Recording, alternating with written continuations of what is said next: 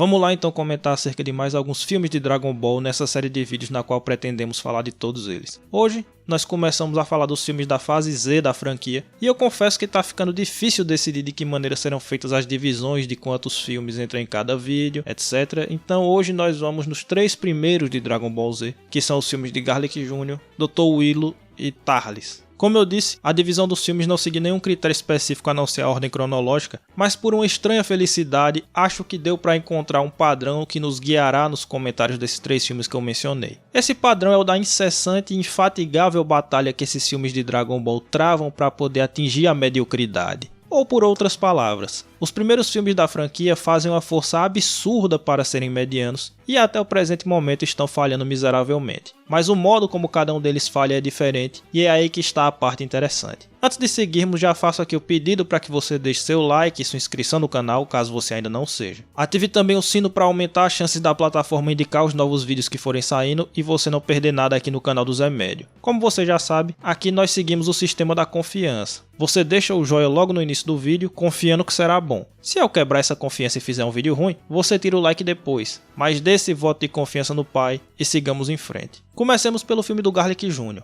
Esse filme representa uma evolução visível em relação aos 3 que nós comentamos no vídeo passado, que são baseados na história do Dragon Ball clássico, né? Aqui já é possível vislumbrar um esboço, um rascunho, um esqueleto, por que não dizer, de um filme medíocre. Veja bem, quando eu digo que a mediocridade é a meta aqui, eu estou me referindo ao fato de que esses filmes não têm ambição nenhuma. Não há esmero em nenhum elemento dessas obras. Não existe verdadeiro esforço em fazer um trabalho realmente interessante ou sólido, ou em construir um filme honesto que seja. Então os vilões e outros personagens são sempre qualquer nota, as premissas do enredo também são as mais básicas possíveis, e até as lutas não possuem destaque de nenhum tipo. É tudo feito única e exclusivamente para faturar uma graninha fácil com o nome da franquia. Nesse sentido, acho que estamos vivendo a era de ouro dos filmes de Dragon Ball atualmente, porque os últimos que saíram aí são sim filmes decentes, que acrescentam algo à franquia e que tem esse esmero nas lutas, como no caso de Dragon Ball Super Broly, ou na comédia, como o caso do Super Hero. Mas quando nós mergulhamos nesse mundo dos filmes dos anos 80 e 90, mamãe, é difícil salvar alguma coisa. Então retomemos ao caso do Garlic Jr. A meta aqui é a mediocridade, como eu disse, então o vilão é um personagem genérico. O design dele parece com o do Pilaf, mas ele tem a personalidade de pura maldade, como seria de se esperar de um vilão genérico, ou seja, a aparência dele é quase idêntica à do Pilaf, mas a personalidade dele é mais genérica do que a do Pilaf. Porque o Pilaf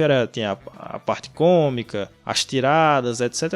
O Garlic Jr. não, o Garlic Jr. é só um vilãozão mesmo. A motivação dele é pura e simplesmente vingança, o que por si só não é problema se existisse um enredo estruturado em torno da questão da vingança, o que aqui não ocorre. Aqui, a vingança só serve como motivo mínimo para o vilão estar agindo na história, ou seja, não é que o enredo do filme do Garlic Jr. é uma história de vingança. A vingança é só uma justificativa para ele fazer o que ele está fazendo. Por que é que o vilão está atacando o mundo? Por vingança, pronto. Além disso, ele tem alguns capangas que conseguem ser ainda mais genéricos que ele, para poder garantir umas lutinhas a mais e ganhar algum tempo de rodagem para o filme. E em termos de enredo, o vilão sequestra o Gohan por causa da esfera do dragão que está presa no chapéu do garoto, e é isso que faz o Goku ir atrás dele. Então, a trama é basicamente isso. Ele quer todas as esferas do dragão para ficar imortal. E aí uma das esferas está no chapéu do Gohan. Então ele não só leva a esfera e nem mesmo só leva o chapéu. Ele leva o Gohan junto. Por quê? Não sei. Mas ele leva o Gohan junto. E aí porque o Gohan foi sequestrado, o Goku vai atrás dele e aí temos o nosso filme. É isso. Lá no meio do filme ele vê que o Gohan tem potencial. Ele fica interessado no menino, tudo mais. Mas no primeiro momento ele levou o Gohan sem motivo nenhum. Ele levou porque ele levou. Ou seja, o filme não se destaca em absolutamente nada, se contentando em ser mediano. Mas aí entra o que eu já falei. É uma batalha de contornos épicos a que esses filmes travam para conseguirem ser medianos e eles falham. Então qual é o problema aqui no filme do Garlic Jr.? O que é que impede o filme do Garlic Jr. de ser medíocre? O problema é que o esboço está ali. O esqueleto da mediocridade está ali, o que já o torna melhor que as histórias sem pé nem cabeça dos filmes do Dragon Ball clássico. Mas é só isso. Só existe o esqueleto, mas que nunca é preenchido com carne. Então você tem o vilão medíocre, com motivação medíocre, capangas medíocres e por aí vai. O filme é medíocre então, certo? Errado, porque a ligação entre esses fatores medíocres é mal feita. Então não existe desenrolar nessa trama de premissa medíocre. Até há alguma coisa que poderia ser trabalhada ali, do passado do vilão estar ligado ao Kami-sama, mas isso nunca é realmente trabalhado para que o filme possa atingir o patamar de mediano. Então a premissa é mediana, mas é trabalhada de forma ruim, ou melhor, não é trabalhada. Então você tem toda aquela história do pai do Garlic Jr., que era um concorrente do Kami-sama para ser o protetor da Terra, mas que foi preterido, né? Porque o antigo mestre, o antigo protetor da Terra, percebeu que o Garlic pai era mal intencionado e o deixou de lado e preferiu aquele que hoje é o Kami-sama. Então o Garlic pai ficou cheio de ressentimento, tentou uma guerra contra a humanidade.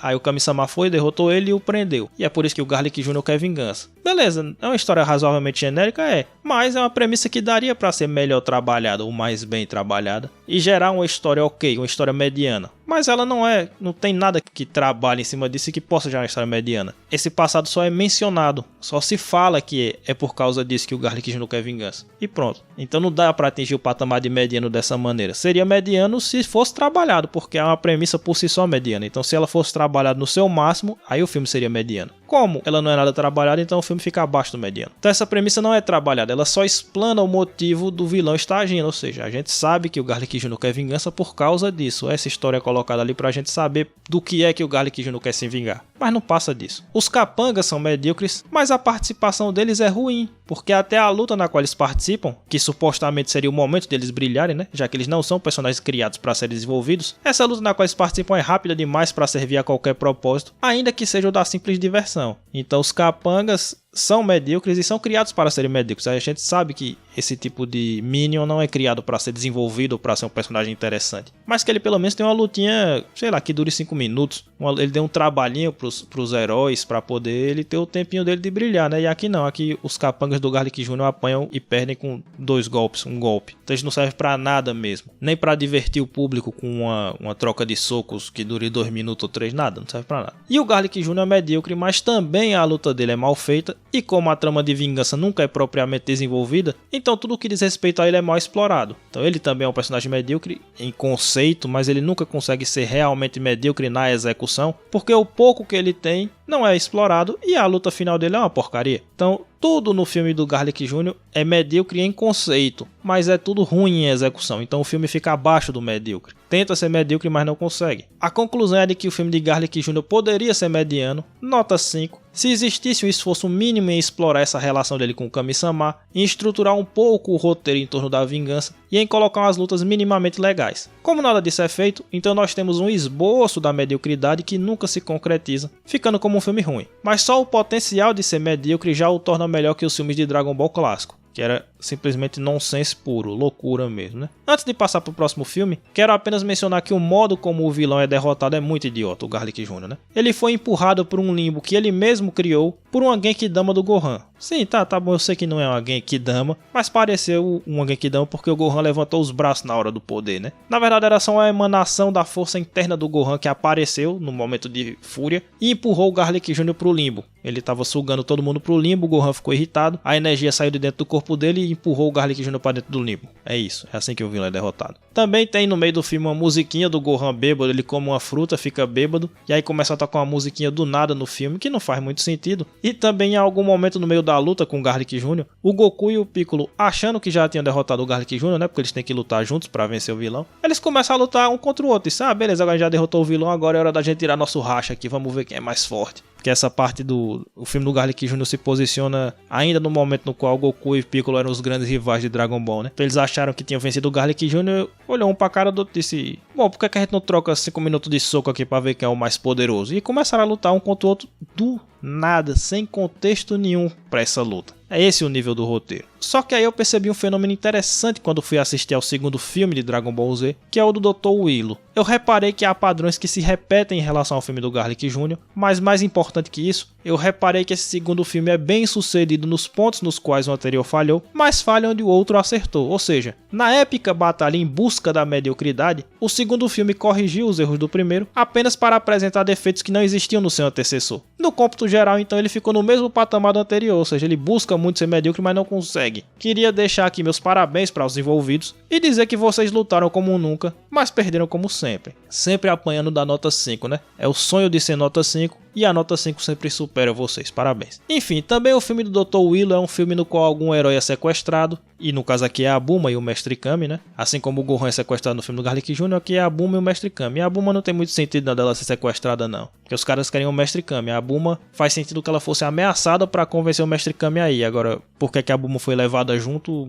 não me pergunto. E é por causa desse sequestro que o Goku vai atrás do vilão, assim como no filme do Garlic Jr. também. Também esse segundo filme é de vingança, sendo essa a motivação por trás do Willow e do seu assistente, assim como era a motivação do Garlic Jr. E também nesse filme você tem os capanguinhas inúteis para aumentar o número das lutas e aumentar a duração do filme. Ok, agora, quando eu digo que esse filme acerta onde o outro erra, do que é que eu tô falando exatamente? Basicamente, aqui pelo menos as batalhas duram algum tempo mínimo para serem 5% interessantes. Elas são boas? Não, nenhuma delas é realmente boa e nem tem nenhum tipo de destaque da mesma maneira que o filme do Garlic Jr. Então continuam sendo lutas bem ruins. Mas ao menos é necessário mais que um golpe do herói para destruir o capanga. Pelo menos existe alguma troca de socos, alguma troca de golpes, alguma troca de murro, algum poderzinho que é utilizado, sei lá, o capanga em algum momento tem uma certa vantagem em cima dos heróis. Enfim, tem o mínimo de uma confrontação. Que é uma coisa que no filme do Garlic Jr. não existe. Os capangas aparecem lá, tomam um murro e morre. Toma um murro e é destruído. Aqui não, aqui pelo menos o capanga faz alguma coisa. Existe alguma coisa para mostrar que existiu ali pelo menos um combate. Genérico, mas um combate. Isso basicamente só aconteceu no filme do Garlic Jr. na luta contra o próprio Garlic Jr. Ou seja, o único vilão do filme do Garlic Jr. que apresenta alguma resistência é o próprio Garlic Jr. Os capangas dele não fazem nada. Acho que esse aqui é um bom resumo. A luta contra o Garlic Jr. tem o mesmo nível de uma luta contra capanga no filme do Dr. Willow. Então o capanga do Dr. Willow dá o mesmo trabalho para os heróis que o Garlic Jr. deu. E o próprio Dr. Willow, ou seja, a luta contra o Dr. Willow, que é o grande vilão do segundo filme, é muito melhor ou muito mais próximo da mediocridade que qualquer coisa do filme do Garlic Jr. Então o melhor do Garlic Jr.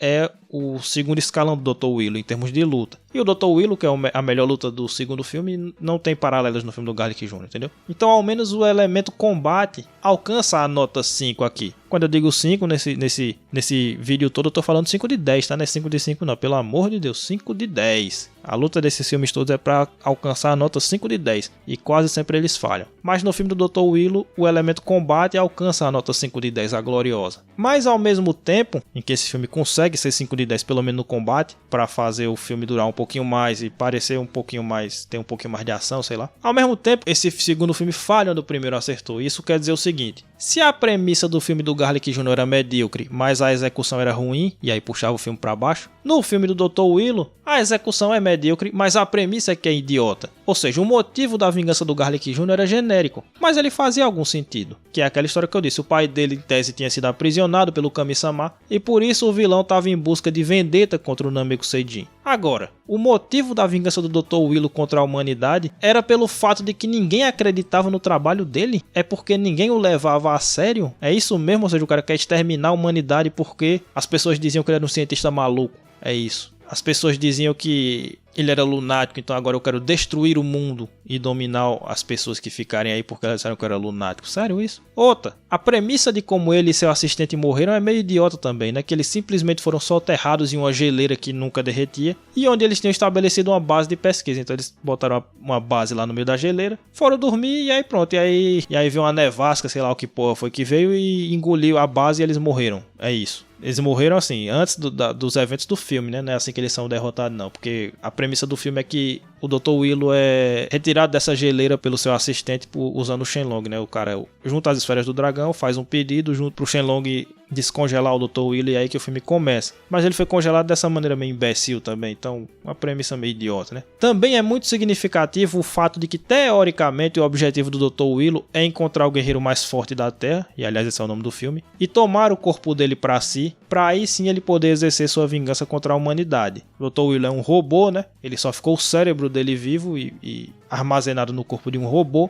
e ele quer o corpo do guerreiro mais poderoso para ele poder dominar, ficar com o corpo desse guerreiro mais poderoso e aí ele poder destruir o mundo, dominar o mundo, sei lá. Então o objetivo dele em tese é esse. Só que na prática esse objetivo meio que foi deixado de lado no filme, porque ele rapidamente simplesmente começa a querer destruir o Goku, que é o portador desse corpo que ele queria, e depois passar a querer destruir a Terra como um todo. Então a ideia dele roubar o corpo do Saiyajin era realmente bastante teórica, porque na prática ele só parecia estar lutando para destruir o Goku e seus amigos mesmo. Mas enfim, você não vai exigir que o roteiro tenha coerência, pô. Depois de tudo que o cara lançou um filme que tem uma lutinha, um vilão novo, você ainda quer que o roteiro seja coerente? Pô, aí tá pedindo muito, né? E aliás, o Dr. Willow consegue ser ainda mais genérico que o Garlic Jr., né? Ele é só um robô, com o design mais genérico que você pode imaginar. Outra coisa interessante é a de que em algum momento é dito pela Bulma que o senso comum, né, daquela época dizia que o doutor e seu assistente tinham sido mortos por esse fenômeno natural, eles tinham sido soterrados por essa nevasca, como uma punição dos deuses contra o tipo de pesquisa que eles faziam. As pessoas diziam isso, né? Porque o caso dele era um doutor famoso e o caso dele ficou famoso também, da morte dele. Então diziam que, não, ele morreu porque foi um castigo divino contra o tipo de pesquisa que eles faziam. Que tipo de pesquisa eles faziam? Ninguém sabe e o filme também não se dá o trabalho de dizer. Você só tem que saber que era uma coisa muito satânica, muito do capiroto, porque os céus resolveram se abater sobre o cientista e seu assistente de uma vez por todas. E é isso aí. E é aí que surge o padrão que eu mencionei no início do vídeo. Se o segundo filme acerta onde o primeiro erra e erra onde o primeiro acerta, é quase como se nós estivéssemos diante de uma dialética hegeliana, no qual o filme do Garlic Jr. é a tese, o filme do Dr. Willow é a antítese, ou seja, é o contrário do Garlic Jr., onde o Garlic Jr. acerta, o Dr. Willow erra e vice-versa. E aí nós ficamos então no aguardo da síntese, ou seja, de um filme que junta os acertos de ambos, evita o erro dos anteriores e finalmente consegue a façanha de se tornar um filme medíocre. E é aí que surge o filme do Tarles, que esse filme tem um pouco de hype, né? Passou na Globo, algumas vezes passava na Globo, é um personagem que a galera se lembra, ao contrário do Dr. Willow, enfim. É um filme que já tem um hypezinho em torno dele, né? E realmente esse terceiro filme tem umas lutinhas medianas, dá algum tempo mínimo do mínimo para os capangas fazerem alguma coisa, assim como o segundo filme, e ao mesmo tempo tem uma premissa aceitável, como o primeiro filme. Ou seja, o filme do Tarles realmente junta os acertos do Garlic Jr. e do Dr. Willow e evita o erro desses dois filmes, né? Então ele fica com o que tem de melhor e descarta o que tem de pior. De quebra, esse terceiro filme ainda traz uma premissa realmente interessante, ou que era interessante na época, que é a ideia do Goku mal. Hoje em dia essa premissa é basicamente descartável porque nós temos a saga do Goku Black, mas na época em que o filme foi lançado a ideia era boa. E também tem toda aquela ideia de que o Tarles é o que o Goku seria se o herói nunca tivesse batido a cabeça, que naquela época era uma especulação interessante. Hoje em dia também essa premissa perde importância, porque o evento do Goku ter batido a cabeça cada vez menos importa na lore de Dragon Ball. Cada dia que a gente conhece uma coisa nova do Bardock, do não sei quem, esse negócio do Goku ter batido a cabeça vai perdendo a importância a cada dia que passa, né? Mas enfim, na época, no final da década de 80, essa premissa do filme do Tarles era instigante. Ela é bem trabalhada pelo roteiro? Não, claro que não. Nunca se esqueça que nós estamos falando de um filme que sonha em ser medíocre, mas o simples fato da premissa estar lá já é alguma coisa, eu acho. Ou seja, o filme do Tarles estava muito sólido, muito firme na sua caminhada de ser um 5 de 10. Ele tinha umas lutinhas melhores que o filme do Garlic Jr. e tinha uma premissa melhor do que o filme do Dr. Willow. Então ele tá muito seguro no caminho da mediocridade. Só que a alegria de quem se dispõe a ver filme de anime dura muito pouco, meus amigos. E aí é que nós chegamos na conclusão aterradora. O filme do Tarles tinha tudo para ser medíocre, mas um obstáculo apareceu aos 45 do segundo tempo e arruinou esse projeto. Esse obstáculo é nada mais nada menos que o final da luta derradeira entre o Goku e o Tarles. Pra ser sincero, a própria luta em si é até inferior à luta contra o Dr. Willow, né? Desses três filmes, por incrível que pareça. A melhor luta final é contra o Dr. Willow, mas a luta do Tarles é melhor do que a do Garlic Jr., então ela fica ali no meio do caminho, né? Entre uma coisa e outra. Isso é, ela estava andando perfeitamente no campo da mediocridade, essa luta do Goku contra o Tarles, o que seria de se esperar. Porém, contudo, todavia, o modo como esse combate é resolvido é realmente bastante idiota. A ideia basicamente é a seguinte, e aí eu vou ter que dar a premissa geral do filme, né? A gangue do Tarles tinha uma semente de uma árvore esquisita lá, que sugava a energia vital de todo o planeta na qual ela era plantada. Ele plantava a árvore e a árvore sugava toda a energia daquele planeta ali. Essa árvore então gerava frutos, e aquele que comesse esses frutos aumentaria seu poder. É como se o indivíduo estivesse se alimentando da energia do planeta. É um negócio meio Moro, só que com uns 25 anos de antecedência, né? Enfim, o ponto é que era assim que o Tarles ficava cada vez mais forte. Ele plantava a árvore em algum planeta, ela sugava a energia do lugar, depois ele consumia a fruta e ficava com essa energia para ele. Então ele tenta fazer isso com a Terra e é por isso que os heróis vão enfrentá-lo em primeiro lugar, né? É por isso que o filme acontece, porque ele invade a Terra e joga uma semente dessa e a Terra fica toda desertificada, né? A árvore suga toda a energia vital da Terra. E aí ele começa a lutar contra o Goku. No início, o herói se mostra mais forte que o Tarles, até a hora em que este come uma das frutas, que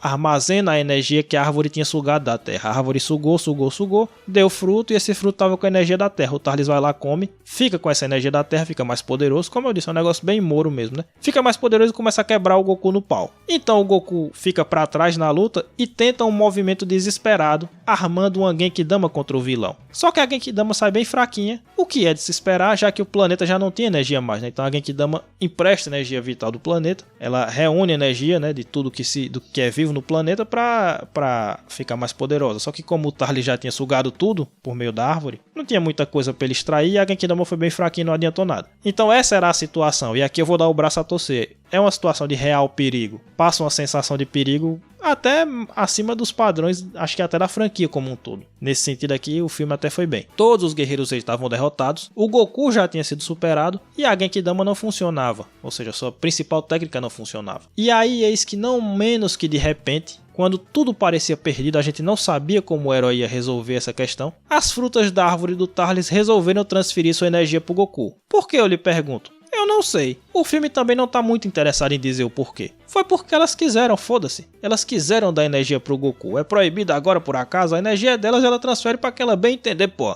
Então o Goku tá lá perdido, não tem como enfrentar o vilão tá mais forte que todo mundo e vai matar todo mundo. Aí a fruta disse, não, eu acho que não gosto disso, não gosto desse estado de coisa, não acho que eu queria que o Goku ganhasse. Então eu vou transferir toda a energia que eu suguei da Terra pra ele, pro Goku. Por quê? Porque é sempre que eu quero. A energia é minha, pô, eu faço o que eu quiser com ela. E transferiu a energia pro Goku. E aí o Goku ficou poderoso e lançou uma Genkidama forte e matou o Tarlis. É isso. É assim muito simples. O modo como os roteiristas resolveram o problema que eles mesmos criaram foi desse jeito. A fruta deu a energia dela pro Goku. Porque sim, porque ela quis. É literalmente isso, então, bom, da hora, né? Aí quando eu vi essa cena, eu percebi que um filme que resolve seu conflito principal, sua luta principal dessa maneira, não pode ser chamado de medíocre. Ele fez tudo o que podia para ser medíocre, ele estava certinho no caminho da mediocridade. Mas ele se mostrou incapaz de tirar uma nota 5 de 10 aos 45 do segundo tempo. E a cena que veio depois do final da luta, né, depois que o Tarlis foi derrotado, só confirmou minha tese. O que acontece é que a Terra, que já tinha virado um completo deserto sem vida, né, por causa da árvore que tinha sugado tudo, de repente voltou a ser linda e pujante tão logo a árvore sumiu. Quer dizer, não é que as árvores das florestas da Terra tiveram que crescer de novo aos poucos, que os rios tiveram que se formar aos poucos, enfim, que a normalidade da natureza teve que levar um tempo para se restabelecer. Não, foi só a árvore sair e a Terra voltou ao normal como se nada tivesse acontecido. Mas meu Deus do céu, a vida toda tinha sido sugada do planeta, não tinha vida no planeta mais. O Tarlis tinha consumido boa parte disso daí, outra parte aí na Genkidama, enfim, não tinha mais vida no planeta, era um grande desertão. Depois que você retira o elemento que estava sugando essa vida, eu suponho que leve algum tempo para que ela volte, para que tudo se restabeleça, porque até onde eu sei você não joga uma semente aqui no chão e um minuto depois já vira uma árvore grande, uma mangueira. Você tá entendendo onde é que eu tô querendo chegar? Não é assim que funciona. Mas em Dragon Ball aparentemente é assim que funciona, sim. Então, saiu a árvore, começou a chover energia vital no planeta e o planeta que era azulzinho virou marrom porque virou um deserto por causa da ação da árvore. Foi só a árvore sair que ele virou azul de novo do nada. Tipo, voltou tudo ao padrão como se fosse um... não sei como se fosse o que. É bizarro, é simplesmente bizarro. Enfim, sabe o que é que esse filme me lembrou? Me lembrou dos roteiros de Dragon Ball GT, o saudoso roteiro de Dragon Ball GT. É bem típico do GT essa maneira imunda de resolver as lutas, como é a luta do Tarlis, e esse descaso com os elementos básicos do roteiro, essas coisas nonsense que acontecem que não fazem o menor sentido. E a regra é clara, meus amigos. Se você lembra Dragon Ball GT, principalmente em termo de roteiro, você não é medíocre, você é uma tranqueira, você é uma imundície. E eu encerro meu caso. Por hoje é só, amigos. Peço que deixe aí o like e se inscreva no canal para nos ajudar a continuar crescendo. Eu vou ser sincero com vocês, eu mesmo não estou satisfeito com a qualidade desse vídeo aqui. Mas eu não tenho muito o que fazer, esses filmes são tão qualquer nota que é até difícil elaborar muito acerca deles. É difícil construir bons argumentos ou usá-los para aprender alguma coisa, então o roteiro do vídeo não me deixou muito satisfeito não. Mas de alguma forma eu não sei se é bem minha culpa. Enfim, até semana que vem, quando falaremos de coisas mais interessantes. Semana que vem nós temos Bleach. Até lá.